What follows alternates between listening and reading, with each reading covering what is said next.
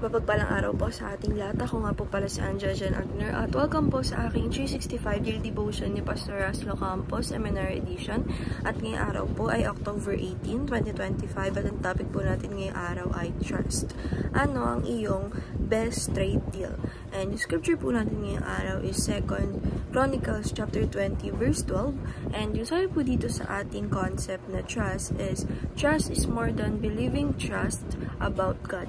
It is resting in Him with confidence and surrender in is the practical outworking of faith, where urgency is exchanged for peace and self-reliance is abandoned. Through trust, we experience God more deeply, enjoying His promises and find strength in every circumstances. And sabi po dito sa ating scripture na 2 Chronicles chapter 20 verse 12, our God will you not judge them, for we have no power to face this vast army, but that is attacking us. We do not know what to do, but your eyes are on you. Sa Tagalog po, O Diyos namin, hindi mo ba sila hahatulan sapagkat kami ay walang magagawa laban sa napakaraming taong ito na dumarating sa laban sa amin. Hindi namin alam kung ano ang gagawin, ngunit ang aming mga mata ay nakatuon sa iyo. And yung teaching number 1 po natin is, trust is the practical overworking of belief.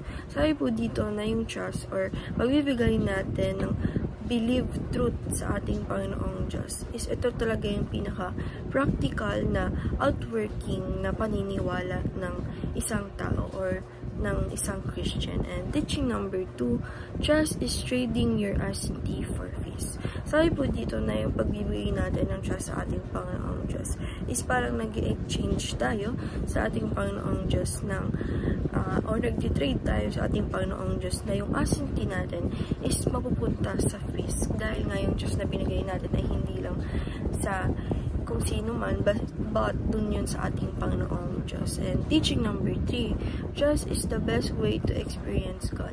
Sabi po dito na yung trust or pagbibigay natin ng trust sa ating Panginoong Diyos is ito yung pinaka-way na ma-experience natin yung ating Panginoong Diyos more deeply and ma-enjoy natin yung mga promises niya sa ating life. And ito yung nagbibigay sa atin ng strength sa lahat ng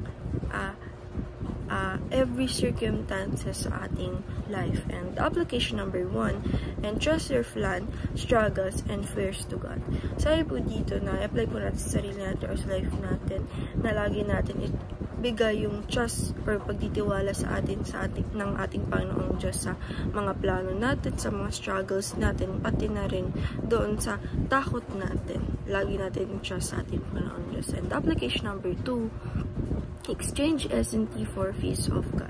Sabi po dito na i-exchange natin, i-trade natin lahat ng mga S&T natin na pag dinade natin ito sa ating Panginoong Diyos is magiging peace to, hindi na S&T. And application number 3, enrich your experience of God by trusting in Him. Sabi po dito na apply po natin sa sarili natin or sa life natin na enrich natin yung mga experience natin about God na nagbibigay tayo sa Kanya ng pagtitiwala sa ating lahat ng ginagawa sa araw-araw. And lang po ngayong araw. Maraming salamat. God bless.